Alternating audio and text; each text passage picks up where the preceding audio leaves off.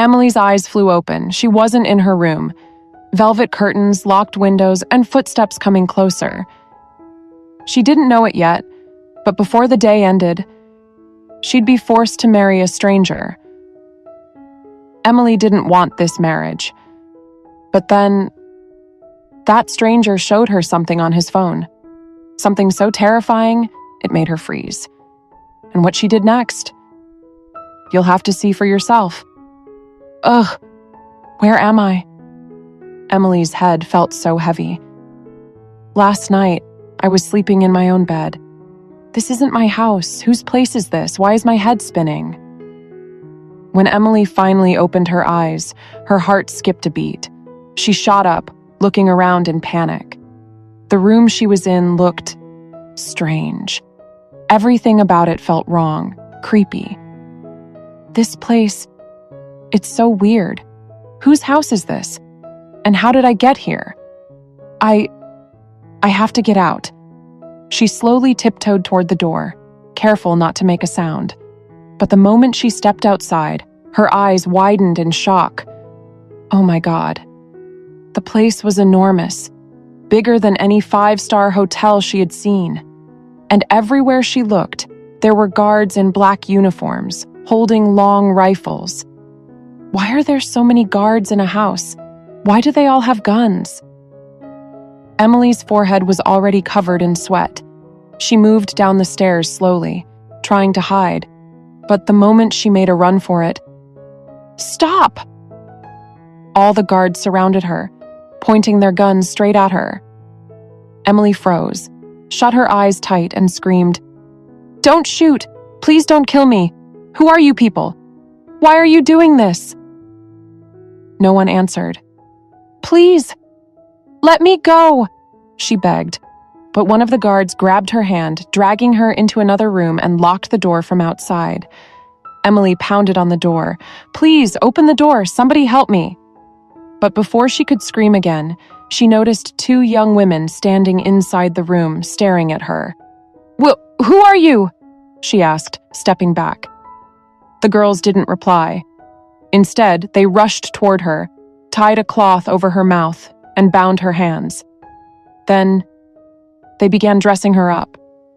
An hour later, they left, locking the door behind them.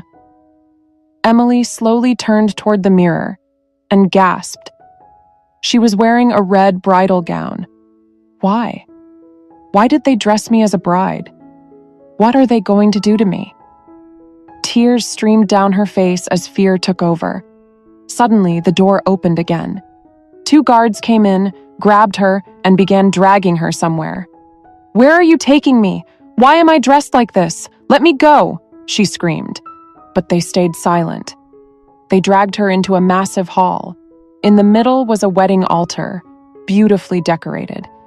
Yet the only people there were guards. And then, she heard a deep voice. "You'll have plenty of time to ask questions later. For now, you're going to marry me." Emily turned to see a tall, dark-haired man in an expensive black suit walking toward her. Her fear quickly turned into anger. "Are you insane? I don't even know you. Why would I marry you?" The man smirked. "I'm Damian Blackwood, the richest and most powerful man in this city. That should be enough for you. Now, let's get married." Emily glared. "I would rather die than marry someone like you. You're a devil." That made Damian's smile turn darker. He stepped closer, his presence almost suffocating. "Scared, sweetheart." He gripped her jaw tightly, making her wince in pain. "Marry me, and I'll let you go." "Never!" she spat. His eyes narrowed. "Then you've left me with no choice." Damian pulled out his phone and held it in front of her face. The moment Emily saw what was on the screen, her body froze. Her lips trembled. No. This can't be real. Without thinking, she fell to her knees, tears pouring down her face. "Please, don't do this. I'm begging you. Everything will be ruined. Please." but Damien only looked down at her with cold eyes. "Beg all you want, Emily. I don't melt for anyone. You have only one choice. Marry me or face the consequences." Shaking, broken, and out of options, Emily whispered, I'll marry you." A satisfied smile curled on Damien's lips. "That's better." He grabbed her hand, pulling her to the altar. Her eyes were empty, her tears silent. Within minutes, the priest announced, "The wedding is complete. From now on, you are husband and wife." Emily's heart pounded painfully in her chest, her hands trembling. Damien leaned close, whispering in her ear, "Welcome to hell, my dear wife. You have no idea what's coming next." Then he ordered the guards, "Take her upstairs. There's a special wedding dress waiting. Tonight is our wedding night." The words "wedding night" made Emily's vision blur. She fainted right there in the hall. Damien simply smirked and carried her to a bedroom filled with flowers and candlelight.